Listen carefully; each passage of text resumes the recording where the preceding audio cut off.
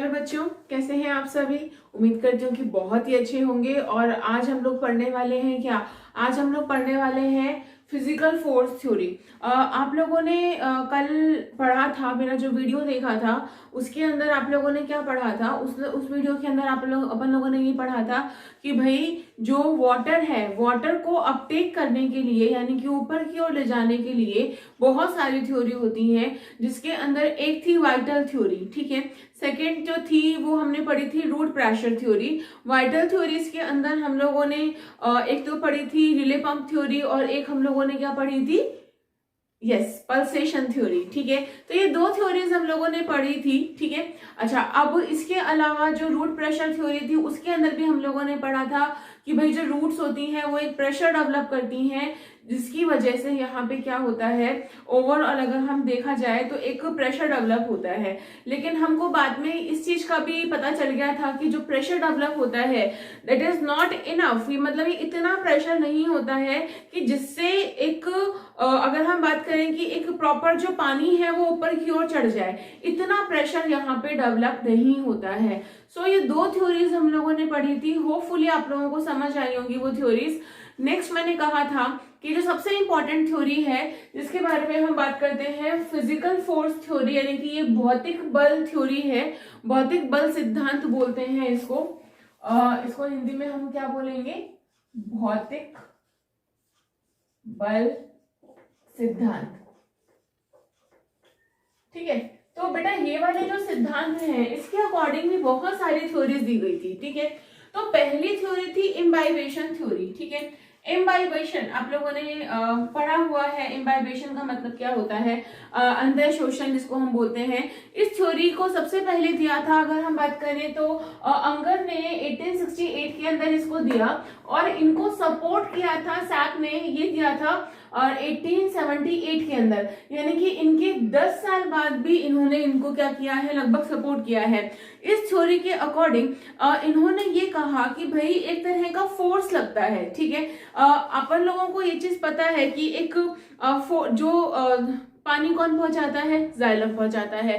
तो जाइलम क्या कर रहा है, एक तरह का फोर्स लगा रहा है, इसको हम इम्बाइबेशन फोर्स बोल रहे हैं। मोर ओवर यहाँ पे इस इम्बाइबेशन फोर्स जो होता है वो लगभग 100 से लेके 1000 ATM तक का उन्होंने बोला कि भाई फोर्स लगता है। और इस फोर्स की वजह से जो अगर हम बात करें कि जो पानी है वो ऊपर की ओर जा रहा है, ठीक है। तो ये उन्होंने जो थी वो थ्योरी दी थी। अब अगर हम बात करें कि ओवरऑल, मतलब इन्होंने तो ये बोल दी थी कि हाँ भाई एक इम्बाइबेशन लगता है, मतलब जो जाइलम जो है उसके जो दीवारें हैं वहां से जब पानी नीचे से ऊपर की ओर जा रहा है तो जो जाइलम की दीवारें हैं, जाइलम में क्या होता है, ट्रैकिड्स और वेसल्स होते हैं, ठीक है। जाइलम पैरेन्काइमा होता है, जाइलम फाइबर्स होते हैं। तो यहाँ पे इनकी दीवारों के अंदर एक अंतः शोषक बल लगता है, जिसकी वजह से पानी जो है वो ऊपर की ओर चढ़ता है, ठीक है। अब ओवरऑल यहाँ पे इन चीज का खंडन हुआ। भाई इस चीज के लिए पहली बात कि भाई बहुत बड़े बड़े प्लांट हैं, अपने पहले भी बात ये की थी कि भाई पाम का ट्री है या कोकोनट ट्री है या यूकेलिप्टस के ट्री हैं, 100-100 मीटर ऊंचे ट्री हैं। तो भाई इन 100-100 मीटर ऊंचे ट्री को ऊपर की तरफ अगर हम पानी को पहुंचा रहे हैं तो कितना सारा फोर्स लगेगा। और इतने सारे फोर्स को, मतलब अगर हम बात करें कि ये सारा फोर्स जो है वो एक पर्टिकुलरली इम्बाइबेशन फोर्स नहीं दे सकता।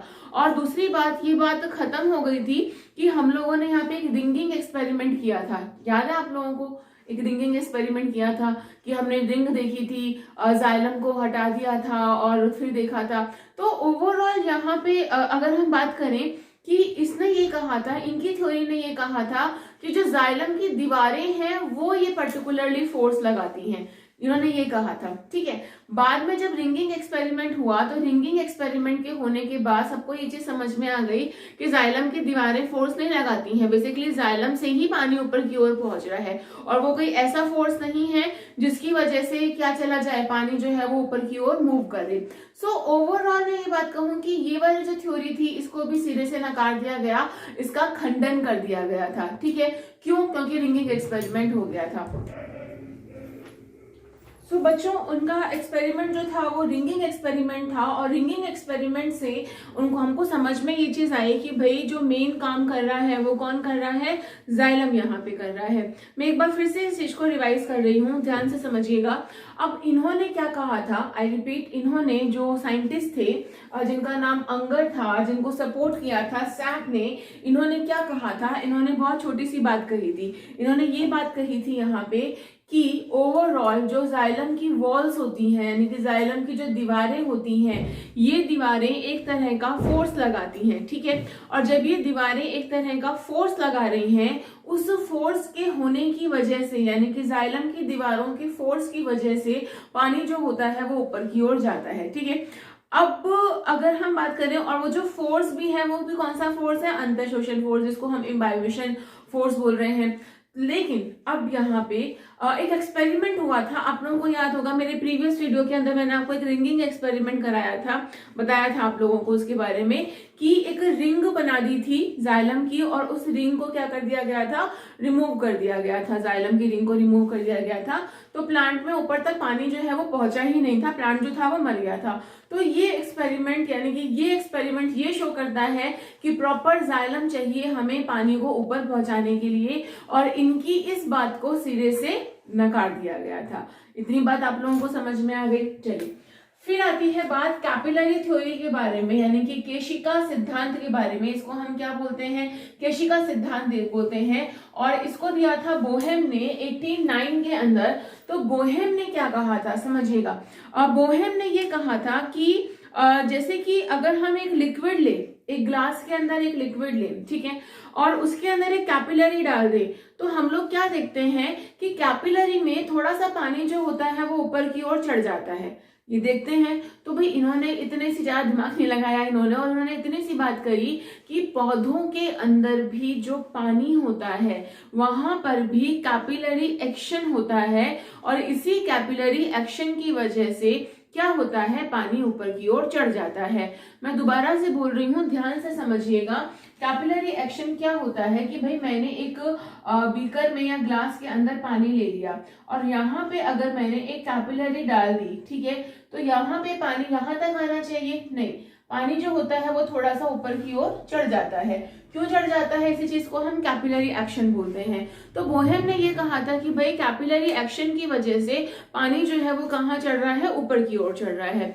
तो भाई जो बोहेम की बात थी वो भी हमको समझ में नहीं आई। उसका रीजन ये था कि ओवरऑल जो यहाँ पे जो डायमीटर होता है जाइलम का, आप लोगों को ये चीज पता होगी कि स्प्रिंग वुड बनती है और ऑटमन वुड बनती है, ठीक है, यानी कि अलग अलग वुड्स बनती हैं अलग अलग सीजन के अंदर। तो उनके डायमीटर जो होते हैं वो चौड़े होते हैं, वो कोई कैपिलरी नहीं होती है, कैपिलरी का डायमीटर तो बहुत कम होता है, तो उनका डायमीटर बहुत ज्यादा होता है।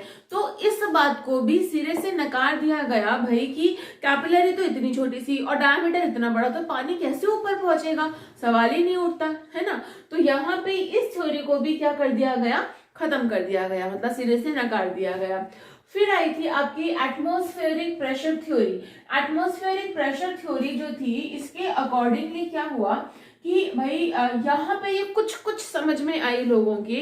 तो उन्होंने ये कहा कि भाई लीव्स जो होती हैं वो ट्रांसपिरेशन करती हैं। आई रिपीट, लीव्स से यानी कि पत्तियों से वाष्पोसर्जन होता है, जो जल होता है वो कहाँ जाता है, बाहर की ओर जाता है। इतनी बात समझ में आ गई, ठीक है। अब जल बाहर क्यों जाता है वो भी बता देती हूँ आप लोगों को, क्योंकि यहाँ पे पौधा जो है जब टेम्परेचर 40 डिग्री से ज्यादा हो जाता है तो जो प्लांट होता है वो अपने आप को कूल डाउन करने का, यानी कि अपने आप को ठंडा करने का प्रयास करता है। ये बात क्लियर हो गई। तो जब प्लांट अपने आप को ठंडा करने का प्रयास कर रहा है उस टाइम पे क्या होगा कि बहुत ही ज्यादा अमाउंट में वाष्पोसर्जन होता है। और आप लोगों को ये बहुत अच्छे से पता है कि वाष्पोसर्जन जो होता है वो एक कूलिंग इफेक्ट देता है, मतलब एक ठंडा इफेक्ट देता है, पता है ना आप लोगों को। ओके, जैसे कि अगर गर्मियों के अंदर अगर हम बाहर बहुत तेज गर्म हवा चल रही है और हमारे घर के बाहर अगर मिट्टी है और हम वहां पे अगर पानी डाल दें तो हमको एक ठंडी ठंडी सी हवा आती है ना। क्यों? क्योंकि एकदम से पानी जो है वो क्या हो गया, भाप में परिवर्तित हो गया, और वहां पे ओवरऑल एक अगर हम बात करें कूलिंग इफेक्ट जो देके जाती है, कभी फिर समझाऊंगी कि कूलिंग इफेक्ट किस तरह से दी जाती है, समझा दूंगी वीडियो के लास्ट में समझा दूंगी, ठीक है। तो अब इन्होंने क्या कहा, जो आपकी एटमॉस्फेरिक प्रेशर थ्योरी थी, एटमॉस्फेरिक प्रेशर थ्योरी के अकॉर्डिंग यहाँ पे दो टूक बात हुई। भाई साफ सी बात है कि पत्तियां जो है वो ट्रांसपिरेशन कर रही हैं, तो जब ट्रांसपिरेशन करेंगे तो पानी खत्म हो जाएगा, और उस पानी के खत्म होने की वजह से एक गैप रह जाएगा, और उस गैप को फिल कर दिया जाता है अगेन पानी के द्वारा। तो रूट जो है वो वापस से पानी जो है वो पहुंचा देती है। ठीक है, अब ये वाली जो थ्योरी थी, ठीक है, कि भाई ये वाली जो थ्योरी थी समझ में नहीं आई कि भाई रूट ऐसे कौन सा एटमॉस्फेरिक प्रेशर है, किस तरह से रूट जो है वो पानी पहुंचा देंगी। फिर ये कहा था कि भाई चलो ठीक है, थोड़ा बहुत पानी समझ में आ जाता है, लेकिन 34-35 फीट ऊपर तक पानी कैसे चला जाएगा। तो ये चीज लोगों को ना समझ नहीं आई, मतलब यहीं पे ही बात जो है वो सिरे से नकार दी गई। ठीक है, चलिए अब इसके बाद सबसे इंपॉर्टेंट थ्योरी आई, जिसको हम transpiration pull and water cohesion theory बोलते हैं। तो एक बार इसका स्क्रीनशॉट ले लो, तब मैं आगे डिस्कस करूं, है ना। तो एक बार इसका स्क्रीनशॉट ले लो, फिर हम आगे डिस्कस करते हैं।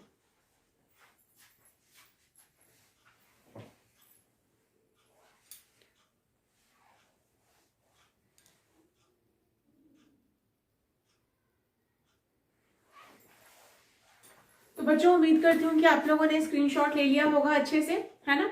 चलिए अब हम बात करते हैं सबसे मेन थ्योरी के बारे में। वो थ्योरी क्या थी, उस थ्योरी के अकॉर्डिंग ये कहा गया, सबसे पहली बात हम बात करते हैं कि ये ट्रांसपिरेशन पुल थ्योरी थी। इसको प्रपोज किया था डिक्सन एंड जॉली ने 1894 के अंदर, और इस थ्योरी को बहुत सारे साइंटिस्ट ने सपोर्ट किया था, बहुत सारे साइंटिस्ट ने। जैसे कि अगर हम बात करें कि एक तो रेनर थे, एक कर्टिस एंड क्लार्क थे, एक बॉर्नर एंड ग्लैडसन थे, एक क्रेमर थे। तो ये बहुत सारे साइंटिस्ट लोगों का इनको सपोर्ट मिला था कि हाँ भाई ये वाली थ्योरी जो है ये बढ़िया थ्योरी है, मतलब बात जो है वो गले से उतर रही है और समझ में आ रही है। ठीक है, अब इन्होंने दो चीजों का यूज किया। फर्स्ट जो चीज थी वो था ट्रांसपिरेशन। ठीक है, कि भाई इससे पहले जो थ्योरी थी एटमॉस्फेरिक थ्योरी थी, वहां पे भी ये वर्ड यूज किया गया था कि भाई ट्रांसपिरेशन होता है, लेकिन उसको डिटेल में नहीं बताया गया था, कि भाई समझाया नहीं गया था कि ठीक है ट्रांसपिरेशन हो गया, बात खत्म हो गई, लेकिन ट्रांसपिरेशन से पानी के ऊपर जाने का क्या मतलब, क्या को रिलेशन है, वो चीज समझ नहीं आई थी। तो ये रिलेशन इन्होंने समझाया। तो इन्होंने यहाँ पे कोहेशन बताया कि कोहेशन प्रॉपर्टी होती है वाटर मॉलिक्यूल्स की। ठीक है, और इसी की वजह से एक कॉलम बन जाता है जाइलम के अंदर। ठीक है, और इसी वजह से चीजें जो होती हैं बिना किसी रोक टोक के कहाँ चली जाती हैं, ऊपर की ओर चली जाती हैं। तो यहाँ पे उससे पहले हम लोग दो फोर्सेस के बारे में जान लेते हैं। एक फोर्स होता है जिसको हम एडिशन फोर्स बोलते हैं, और दूसरे फोर्स को हम कोहेशन फोर्स बोलते हैं। ससंजन एवं आसंजन बल, हिंदी में अगर इसको हम बात करें ससंजन एवं आसंजन बल बोलते हैं। तो जो एडिशन फोर्सेस होते हैं, ठीक है, इस फोर्सेस का मतलब क्या होता है, force holding a solid and liquid together due to the attraction among molecules. हमेशा जितने भी अणु होते हैं, जितने भी मॉलिक्यूल्स होते हैं, उनके बीच में हमेशा एक अट्रैक्शन फोर्सेस होते हैं। ठीक है, और इन्हीं अट्रैक्शन की वजह से यहाँ पे अगर हम बात करें कि जो सॉलिड और लिक्विड मॉलिक्यूल्स हैं, उनके बीच में अट्रैक्शन की वजह से वो मॉलिक्यूल आपस में जुड़ जाते हैं। ठीक है, इस फोर्स को हम लोगों ने क्या नाम दिया, इस फोर्स को हमने एडिशन नाम दिया। ठीक है, अच्छा दूसरी इंपॉर्टेंट चीज, इस चीज को हमने नाम दिया कोहेसिव। ठीक है, कोहेशन नाम दिया। और एडिशन फोर्स का मतलब होता है, ये थोड़ा मैंने उल्टा लिख दिया, थोड़ा सा देख लीजिएगा, है ना। तो यहाँ पे जो एडिशन फोर्स का मतलब होता है sticking of to a surface. Cohesion का मतलब क्या हो गया, इसको मैं थोड़ा सा ठीक कर देती हूँ।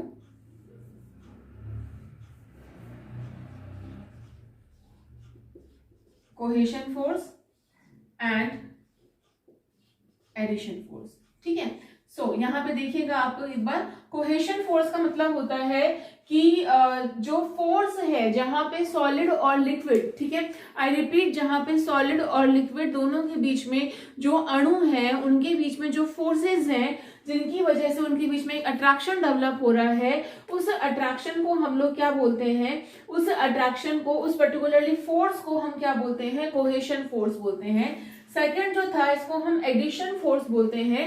एडिशन फोर्स का मतलब होता है जहां पे कोई भी लिक्विड जो है वो एक सरफेस से अटैच हो जाता है, तो इस चीज को हम क्या बोलते हैं, एडिशन फोर्स बोलते हैं। ठीक है, ओके, तो ये स्टिकिंग टू द सरफेस, मतलब अगर मैं ये बोलूं कि अगर मैं इस बोर्ड के ऊपर अगर पानी डाल दूं तो वाटर के कुछ मॉलिक्यूल जो है वो यहाँ पे चिपके हुए आपको दिख जाएंगे, तो वो क्या हो गया, स्टिकिंग टू अ सरफेस, यानी कि उसको हम क्या बोलेंगे, एडिशन फोर्स।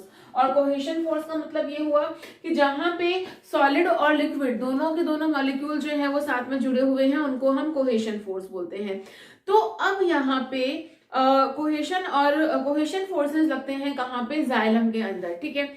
अब यहाँ पे एक ट्रांसपिरेशन पुल बनता है, समझना है इस चीज को। ट्रांसपिरेशन पुल का मतलब क्या हुआ, स्क्रीनशॉट लोगे, ले लो एक बार, फिर हम आगे चलते हैं।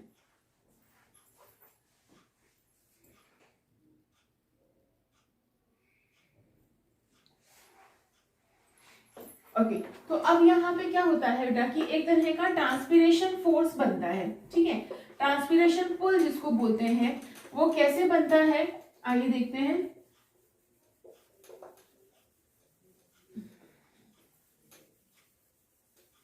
समझिएगा, जो ट्रांसपिरेशन पुल जो बनता है इसके अंदर अगर हम बात करें कि अगर मान लो कोई भी एक प्लांट है, ये इसकी रूट है,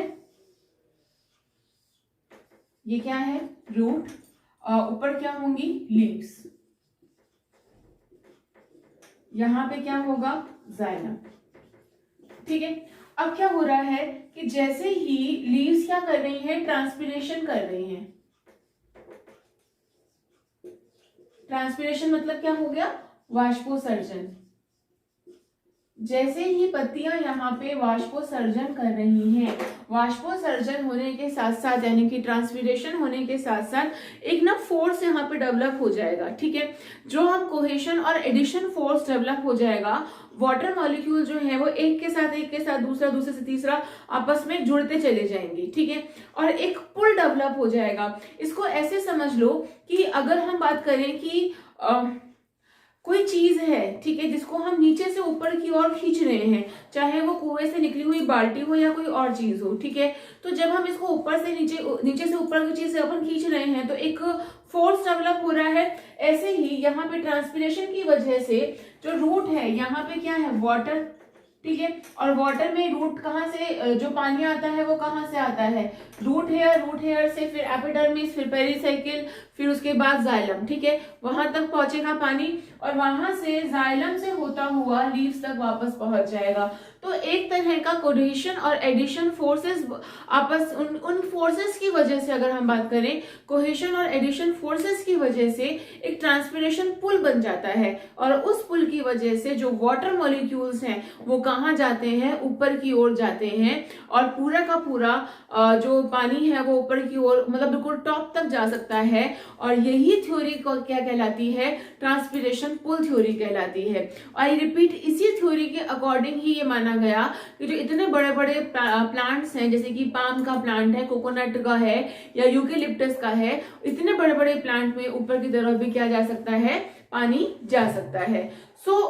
ये बात आप लोगों को बहुत अच्छे से समझ में आ गई होगी कि ट्रांसपिरेशन पुल क्या होता है, ठीक है। ट्रांसपिरेशन थ्योरी क्या थी, मैं दोबारा से रिपीट कर रही हूँ। ट्रांसपिरेशन थ्योरी के अकॉर्डिंगली ये कहा गया है यहाँ पे कि भाई जितने भी फोर्सेस होते हैं उन फोर्सेस के अंदर दो फोर्सेस होते हैं, एडिशन और कोहेशन, ठीक है। कोहेशन में वाटर और जो लिक्विड जितने भी लिक्विड मॉलिक्यूल हैं और सॉलिड मॉलिक्यूल के बीच में जो लगने वाला फोर्स जो है उसको हम कोहेशन, और किसी भी सरफेस पे, किसी भी सतह पे लगने वाला जो फोर्स होगा वो एडिशन फोर्स। इन फोर्सेस की वजह से वाटर मॉलिक्यूल जो है वो एक के साथ दूसरा, दूसरे से तीसरा, तीसरे से चौथा जो है वो आपस में जुड़ जाता है। और जुड़ने की वजह से क्या होता है, पानी जो है वो ऊपर की ओर आगे मूव कर रहा है। और इसी चीज को और इसी थ्योरी को हम लोगों ने क्या नाम दिया, ट्रांसपिरेशन पुल थ्योरी नाम दिया। इसका हम लोगों ने एक एक्सपेरिमेंट किया था और इसके एविडेंस में क्या क्या सपोर्ट आए, इसके बारे में हम लोग डिस्कस करते हैं अपने कल के वीडियो में। तो आज का वीडियो होपफुली आप लोगों को समझ में आया होगा। इसमें जो भी आप लोगों को लगता है कि मुझे और इम्प्रूवमेंट करने चाहिए तो प्लीज मुझे सजेशन दीजिएगा कि मैम आपको ये चीजें इम्प्रूव करनी चाहिए। Thank you so much for your suggestions और thank you so much for watching. Keep smiling, ठीक है, stay safe and stay home. Thank you.